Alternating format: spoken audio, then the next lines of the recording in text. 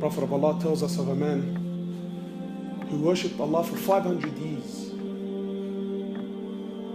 500 years he worshipped Allah. And then when he stood before Allah,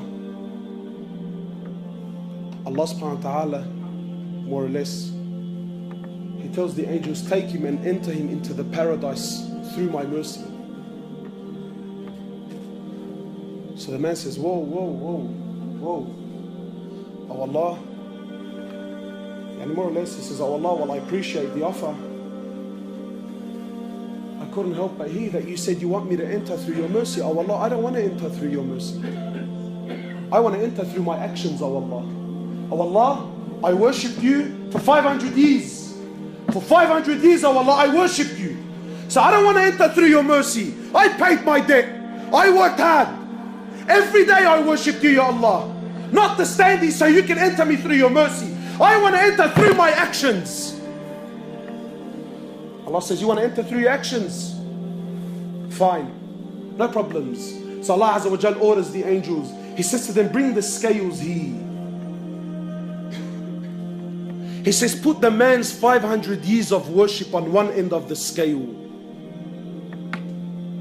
And just put the blessing that I gave him, the ni'mah that I gave him, to be able to see with his eyes, just that, nothing more, nothing more. Just put the blessing that I gave him to be able to see with his eyes, put that on the other end of the scale. Just the blessing to be able to see outweighed 500 years of worship. So Allah says to the angels, take him and throw him into the hellfire. Then and only then, he says, oh Allah, please, oh Allah, please, I am content with your mercy. I'm content with your mercy, Ya Allah. Allah doesn't need anyone, my brothers. The ni'mah of seeing. Today we've forgotten. Today we've forgotten. Today you and I think what? That to see I need a pair of eyes. You're wrong. Because there are millions around the world that have eyes, but they can't see. It is Allah that allows you to see. Today you think to hear, I need a pair of ears. You're wrong. Because there are millions around the world that have ears. They're stuck on their heads, but they can't hear, my brother. It is Allah that allows you to hear. Today you think to walk, I need a pair of legs. You're wrong. There are millions around the world that have legs, but they can't walk. It is Allah and Allah alone that allows you to walk. Allah, not you. Allah, not you. Allah doesn't need you, my brother. Allah doesn't need me. Allah doesn't need us. And we have to understand, because this is Aqeedah. You have to know this so that when you worship, you are always humble. When you worship Him, you never have pride. When you worship Him, you never have arrogance. Because you know, at any given point in time, I am where I am only through His mercy. Only through His rahmah, I am where I am. Not because of your own actions. And to know with depth, with yaqeen, with certainty, that Allah, the King of Kings, doesn't need anyone. He doesn't need anyone, my brothers. Wallahi, everything you see around you, everything. Today, the Muslims have so much fear in their hearts. Fear.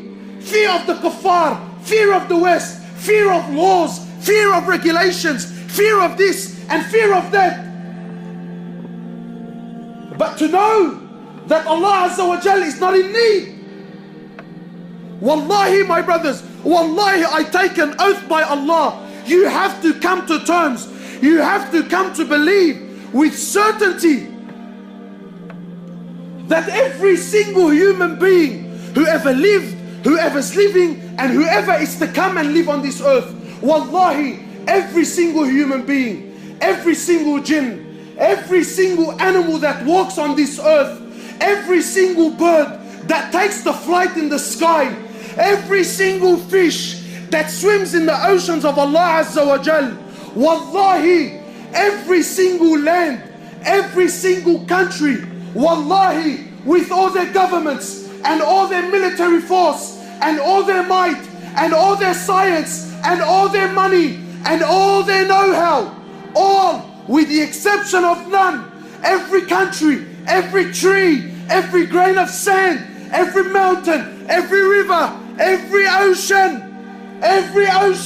wallahi, every star, every sun, every moon, every single planet, every single angel, the billions and billions and billions of angels, all of them, with the exception of none, Mikael, Jibrail, Israfil, all, the first heaven, the second heaven, the third heaven, the fourth heaven, the fifth heaven, the sixth heaven, the seventh heaven, the ocean above it, the eight that carry the throne of Allah, the arsh of Allah, all are dead. All are dead. Nothing moves, nothing stops, nothing makes, nothing breaks, nothing gives, nothing takes, nothing rises, and nothing falls, nothing harms, and nothing benefits. Illallah. And until this yaqeen and faith is in your heart, that nothing, that everything is dead, everything, except Allah. Allah doesn't need anything, anyone. No prophet, no angels, no jinn, no ins. We need Him. He's Al-Hayyul Qayyum. He's the ever-living.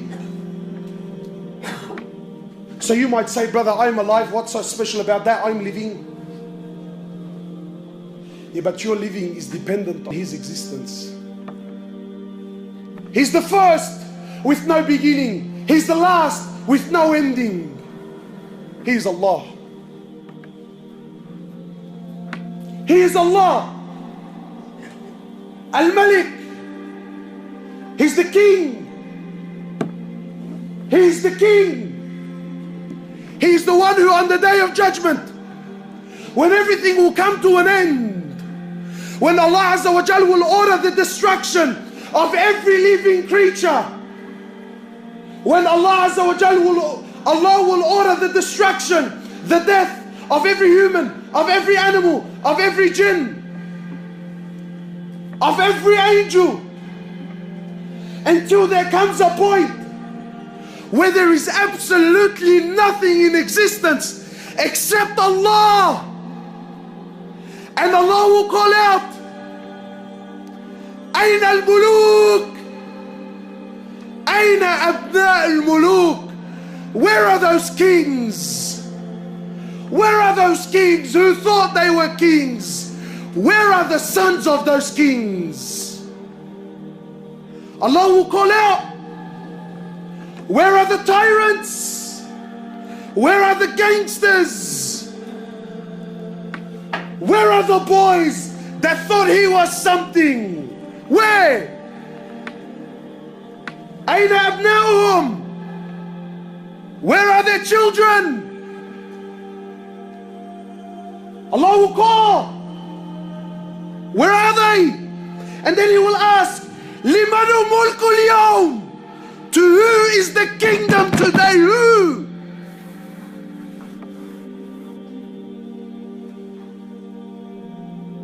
Nothing will answer. Allah Himself will answer. Today it's to Allah, the one and only. That's to